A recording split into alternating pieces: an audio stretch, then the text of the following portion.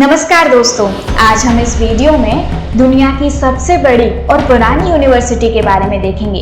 हम देखेंगे कि नालंदा यूनिवर्सिटी क्या है, इसमें क्या खास बातें हैं, इसके अंदर क्या क्या पढ़ाया जाता था, इस यूनिवर्सिटी को किसने डिस्ट्रॉय किया था, जैसी कई सारी बातें देखेंगे हम नालंदा यूनिवर्सिटी के बारे में।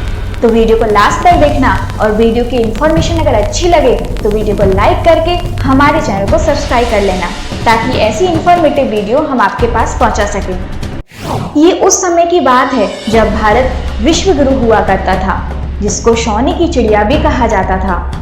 नालंदा यूनिवर्सिटी ये एक आवासीय केंद्र विश्वविद्यालय था, जिसका ओरिजिन बताया जाता है कि 5वीं शताब्दी में हुआ था। ये हमारे भारत में बिहार राज्य के राजगीर में प्रेजेंट है। नालंदा यूनिवर्सिटी के बारे में जानने से पहले आप नालंदा का मतलब समझ लीजिए। नालंदा संस्कृत के 3 शब्दों से मिलकर बना है, ना प्लस अलम प्लस दा, जिसका मतलब होता है ना रुकने वाला ज्ञान का दान। हमें नालंदा यूनिवर्सिटी के बारे में ज़्यादातर फॉरेनर्स मतलब दूसरे देशों के लोगों से पता चलता है कि इसमें लगभग 10,000 से ज़्यादा मॉन्क्स और उनको पढ़ाने के लिए 1500 से ज़्यादा टीचर्स रहा करते थे इस यूनिवर्सिटी के अंदर। इस यूनिवर्सिटी के अंदर वेद, महायान, हीनयान, योग, संस्कृत व्याकरण, कला, राजनीति, बुद्ध धर्म, चिकित्सा, गणित, तर्कशास्त्र, युद्ध, खगोल विज्ञान, आयुर्वेद, प्राकृतिक विज्ञान, साहित्य जैसी कई सारे विषय एकदम फ्री में पढ़ाई जाती थी। इस यूनिवर्सिटी के अंदर संस्कृत और पाली लैंग्वेज का यूज़ किया जाता था। नालंदा यूनिवर्सिटी बहुत ही एडवांस यूनिवर्सिटी हुआ करती थी। आप इस बात से समझ सकते हो क्योंकि इस यूनिवर्सिटी के अंदर China, Japan, Korea, Indonesia, Persia, तुर्की और श्रीलंका जैसे कई देशों से लोग पढ़ने आया करते थे। और साथ में भारत के भी आर्यभट्ट, नागार्जुन, हर्षवर्धन जैसे कई महान लोगों ने इसी यूनिवर्सिटी में पढ़ाई की थी। हमारी नालंदा यूनिवर्सिटी एक बहुत ही एडवांस यूनिवर्सिटी हुआ करती थी। आप इस तरीके से समझ सकते हैं जैसे कि आज के टाइम पर गूगल है, वैसे ही नालंदा यूनिवर्सिटी उस टाइम पे ज्ञान का भंडार थी, जहां पर कई सारी चीजें थी ज्ञान अर्जित करने के लिए। अगर ये यूनिवर्सिटी आज वैसी ही होती तो आज हमारे देश की स्थिति अलग ही होती, हम बहुत ही अलग स्तर पर होते बाकी देशों से। नालंदा यूनिवर्सिटी पर कई बार हमले हुए हैं, लेकिन जो आखिरी हमला हुआ था उसने इस यूनिवर्सिटी को पूरी तरह खत्म कर दिया। ये हमला तुर्की के इन्वेडर बख्तियार खिलजी ने किया था 1193 में।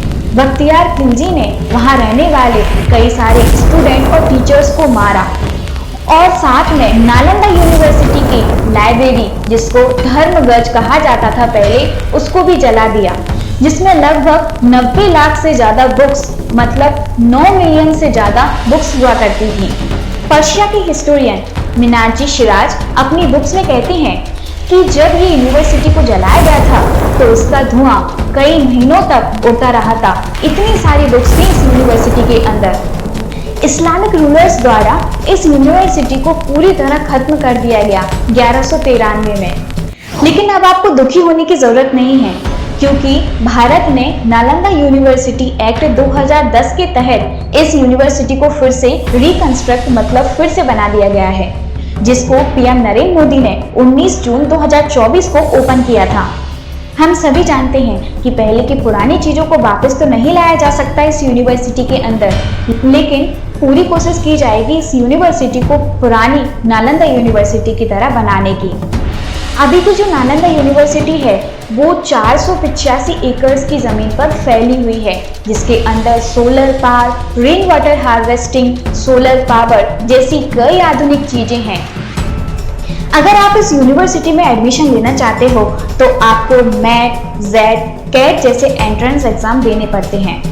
पर क्या आप जानते हो जो पहले की नालंदा यूनिवर्सिटी हुआ करती थी उसमें बहुत ही टफ एग्जाम और इंटरव्यू हुआ करते थे संस्कृत और पाली लैंग्वेज में। कहा जाता है कि उन एग्जाम को 100 में से 10% लोग ही क्लियर कर पाते थे। मतलब पहले भी नालंदा यूनिवर्सिटी में एडमिशन लेना बहुत बड़ी बात हुआ करती थी, क्योंकि हम सभी जानते हैं इस वीडियो को देखने के बाद कि ये यूनिवर्सिटी कितनी ज़्यादा एडवांस थी, कितनी अच्छी शिक्षा दी जाती थी।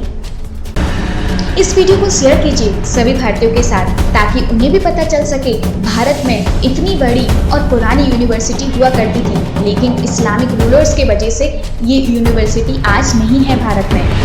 आखिर मैं आपसे लास्ट में यही कहना चाहती हूँ कि आप सतर्क रहें ताकि फिर से ऐसा ना हो फ्यूचर में।